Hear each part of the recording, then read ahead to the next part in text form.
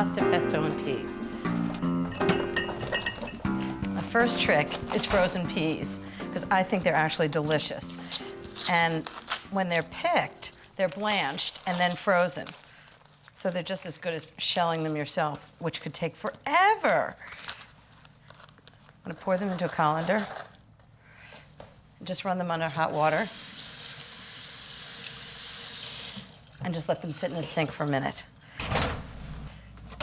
So I cooked the pasta already. I actually made two different kinds, bow ties, little bow ties, and fusilli, these, but you can use any kind of dried pasta. So the first thing I'm gonna do is make pesto, which is wonderful. It's this basil and garlic, really old-fashioned Italian thing. So I need a little bit of walnuts in the food processor, about 1/4 cup. Tablespoon of pinoles, which are pine nuts. Pesto is usually made with one or the other, but I like the flavor when you make it with both. The next ingredient is garlic, like 3 big pieces of garlic, and salt and pepper. Salt. And lots of pepper. I like it really spicy.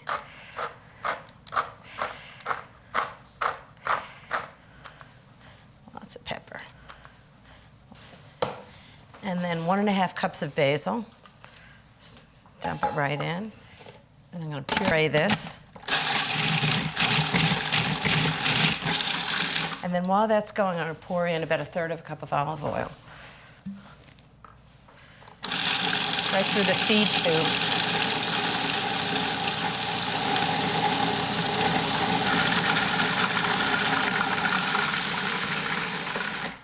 So that's basic pesto, and then I'm going to add a few more ingredients to make a sauce. For some Parmesan cheese. I actually add spinach. It's frozen chopped spinach that's been defrosted, about 1/2 package. And about 3/4 cup of mayonnaise. And just a squeeze of fresh lemon.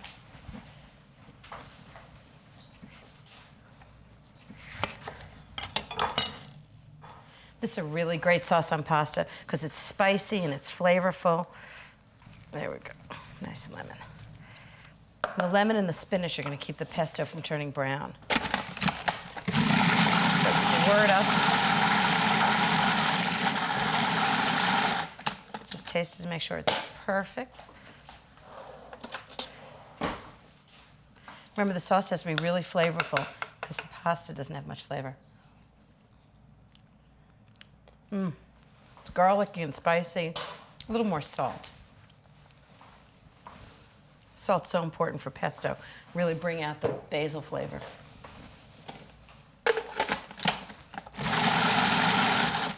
So that's my sauce. I'm going to toss it with the pasta and add some final ingredients. Let's see. So that's the pasta and the pesto.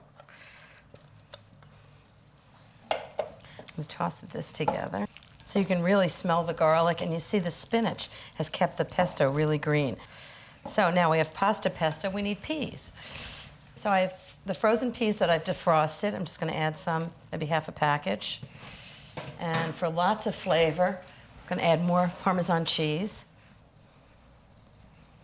It's a little more salt. And pepper. And the last ingredient is pinole nuts. I think these really add just a great flavor to the salad. And they look great, so it's green and white. So let's make sure this tastes right. Oh, it's got so much flavor. Parmesan and basil and garlic. Shells with broccoli, rabe, and pancetta is one of those pasta dishes with big flavor. And the first one is the broccoli rabe. What I did was I chopped it up in big pieces and blanched it for 2 minutes. You don't want to overcook it, otherwise it's going to get too soggy and it turns brown. This is a really classic Italian vegetable. And strangely, isn't even related to broccoli. But it's got great flavor, a little more bitter. And here's the trick in this dish. I'm going to save the water, and I'm going to cook the pasta in exactly the same water. So I've got 1 pound of large shells. I'm just going to pour them in.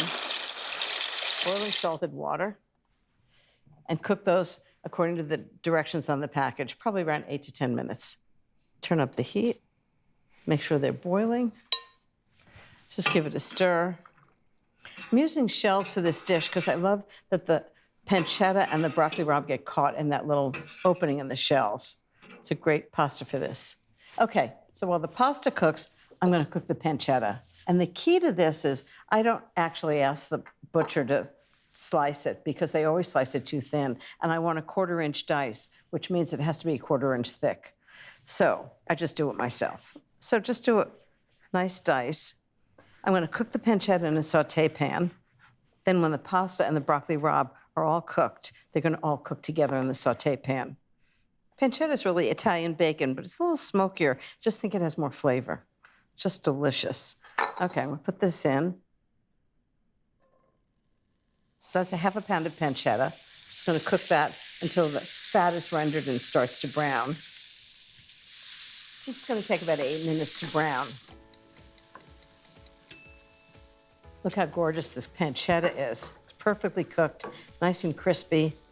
Okay, I'm going to add 2 cloves of minced garlic. I'm just going to put it right in with the pancetta, just for a minute, just until you can smell it. You don't want it to burn. And some hot red pepper flakes. Give it a little heat. Remember, I said this isn't boring. Just give that a stir, just until you can smell the garlic. That's when you know it's done. Next is the broccoli rabe. I'm just going to add it into this pan. Add that in. And now the shells should be done. So let me just test one, make sure it's done. Perfect. You want them really al dente. And instead of draining it, I'm going to pick them up with a spider or a strainer, whatever you have, and put them right in here. And you want some of the water to come with it. The starch in the pasta water really helps thicken the sauce. So I'm just going to cook this all together. How pretty is this? And then when I serve it, I'm going to serve it with ricotta in the middle. It makes it creamy and lots of Parmesan cheese. So if it's dry, I'll add a little more pasta water. But you can see there's still a little water in the bottom of the pan, so it's fine. And you know, the pasta is going to absorb that liquid, and it's got all the flavor of the pancetta and the broccoli rabe in it. Okay, a little salt and pepper. A little pepper. Seasoning is so important. You can have the most delicious pasta dish, but if it doesn't have enough seasoning, it's really boring. Makes all the difference in the world. Okay, just until this all kind of melts together, just a minute, and it's all heated through. How gorgeous does this look? Okay, I'm gonna show you how I serve it up. So big bowl. This is one big serving of pasta. It's one thing, and it's got everything you need for dinner in it. Vegetables, pasta, pancetta. And then what I like to do is take like a scoop of ricotta, just fresh ricotta, and just put it right on top. And then as you eat it, you can just blend it all together. Kind of that hot and cold thing, creamy, and you have to have Parmesan cheese, lots of Parmesan, right around. And that is what I would call a weeknight dinner. It's really satisfying, it's really comforting. Bad day at the office, this will solve all your problems.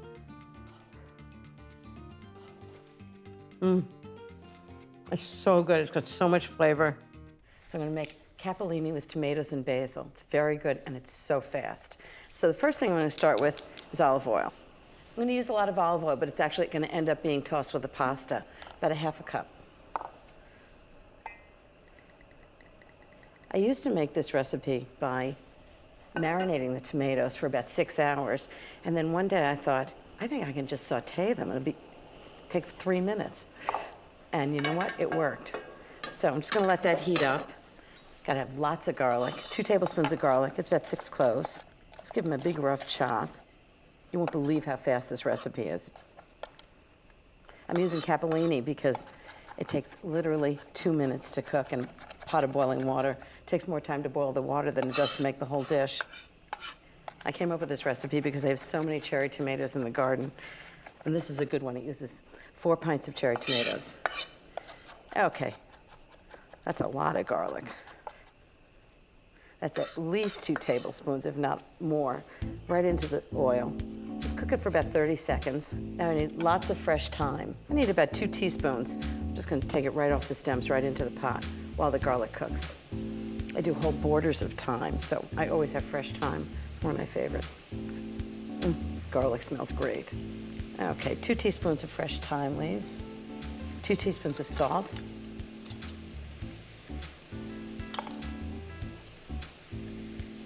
1 teaspoon of pepper. I want this really well seasoned.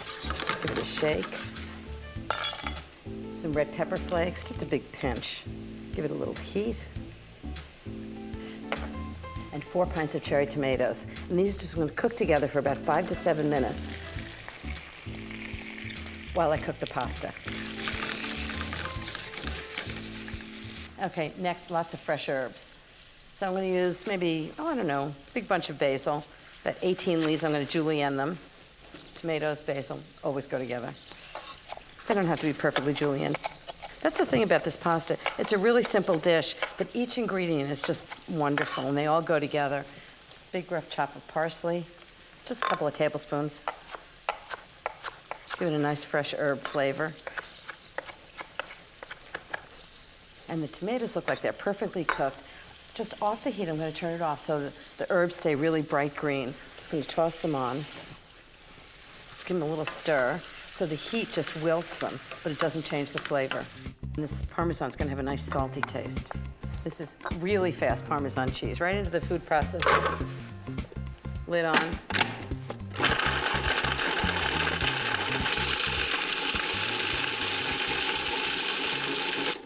Perfect. Okay, I think the pasta should be done. Just drain the pasta.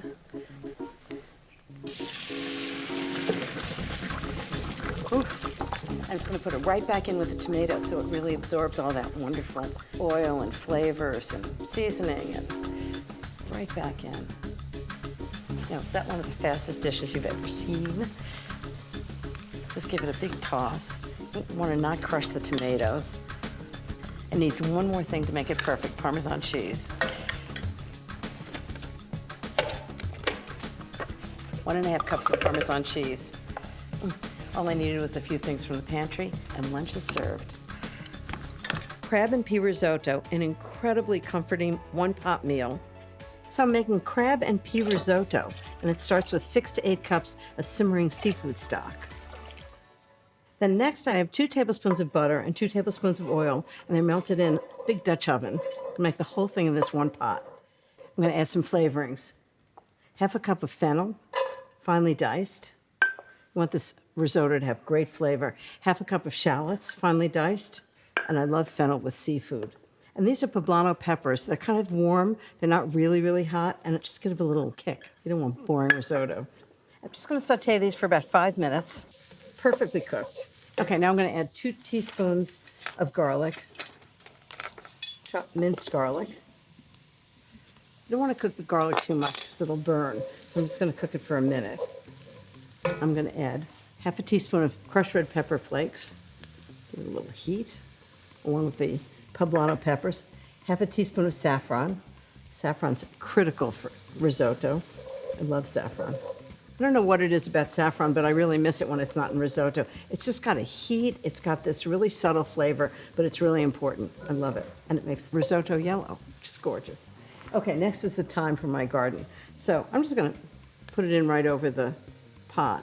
1 teaspoon of fresh thyme leaves. And just strip the leaves and just run your finger right down the stem. You end up with fresh thyme. Okay, next is the rice. So it's Italian arborio rice, you really need to use that. I'm just gonna put 1.5 cups in. And this is the key. You wanna stir it and make sure each grain of rice is coated with butter. This smells amazing. Arborio rice really has the right amount of starchiness for risotto. It's got a creaminess when you're done that really is perfect for this dish. Next is the wine. Can't make risotto without wine. So I need 1 cup of white wine. I'm using a good Italian wine, Pinot Grigio. And just pour it in. Okay, just give that a stir. I'm just gonna cook this until the wine evaporates, and so the flavor is absorbed into the rice. Okay, next, a little bit of a process. Add stock, stir, and repeat. So I'll keep stirring for 5 minutes, then add a ladle full of stock. My tip is to use a half-cup ladle, so it makes it easy to see how much you add. Then keep stirring, and when the seafood stock is almost completely absorbed, add another half a cup of stock.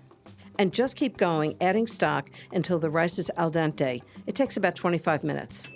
Okay, now I'm gonna add a little creme fraiche. It's gonna give it a little richness. So half a cup of creme fraiche. Just always tastes better. Just stir that in. Okay, next are salt and pepper. About 2 teaspoons of salt. You wanna make sure it's really well seasoned, as everything else. And about a teaspoon of pepper. Okay, next are the crab meat. So I have about a pound of lump crab meat, and it's not the shredded kind, it's the, big pieces. I mean, you can use the shredded kind, but you won't really taste it as much. It'll flavor it, but it won't really have the bite that this does. It's particularly good. It's a little more expensive, but it's really worth it.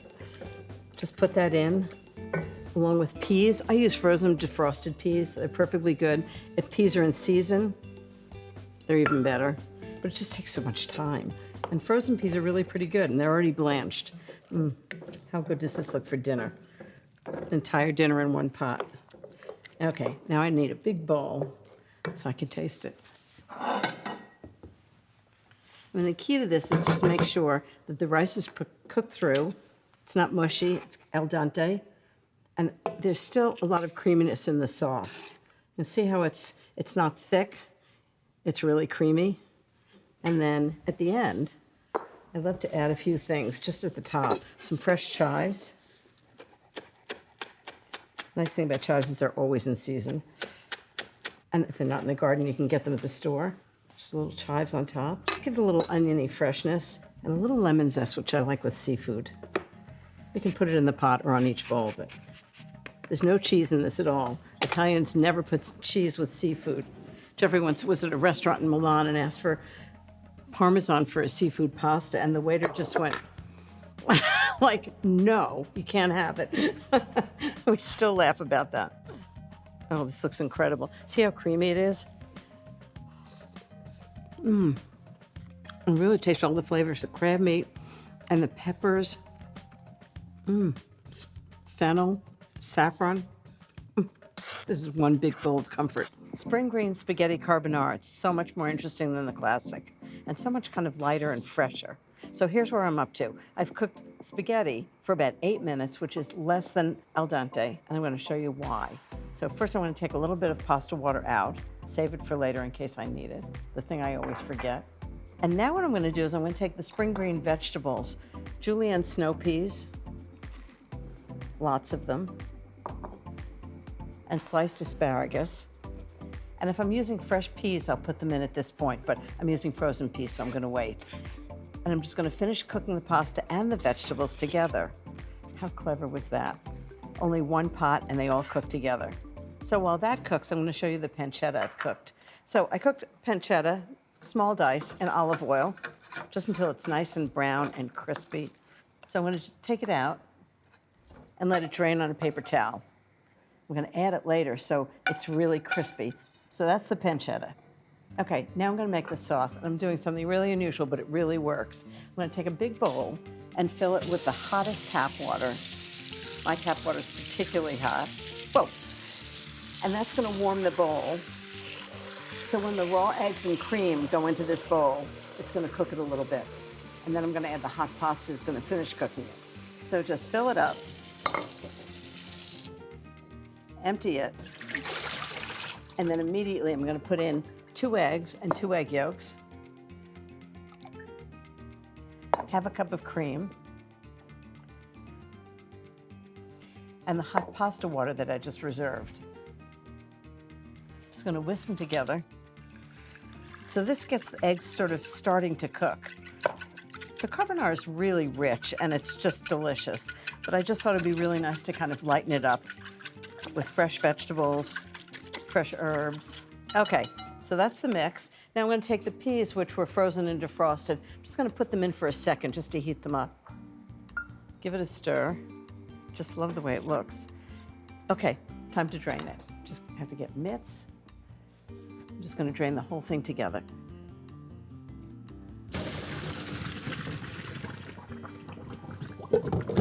Get a nice steam bath at the same time. Okay, now this really hot pasta and vegetables goes right into the sauce. And it finishes the cooking. I'm gonna give it a big stir. Just you want all that cream and the cooking liquid to just get absorbed into the pasta. And that's what gives it its flavor. Look how much fresher it is. Usually carbonara is like really heavy and creamy and kind of cheesy and rich. You need like a nap after you eat some. But this is light and fresh with all of the flavors of carbonara.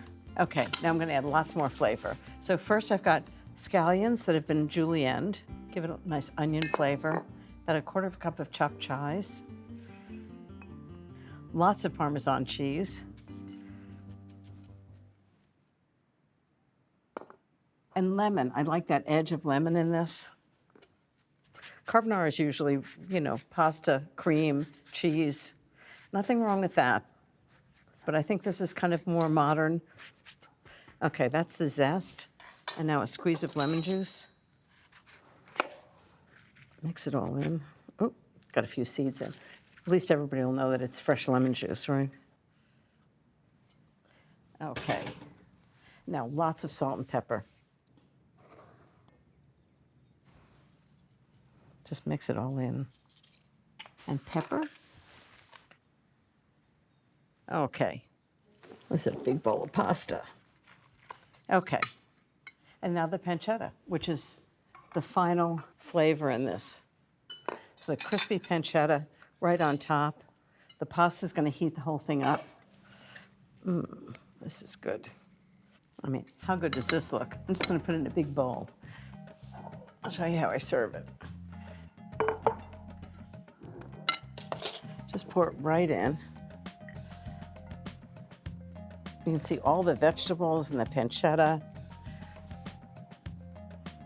And because it's a big bowl of it, it stays really hot. And it's still going to keep absorbing the sauce. Okay, a little garnish, I think. A little more fresh chive, since it's spring green. And next, Parmesan cheese. Can never do too much Parmesan, right? And maybe a little squeeze of lemon right at the end. When you need something really comforting, you don't want something too rich, I would say spring green spaghetti carbonara is just the thing.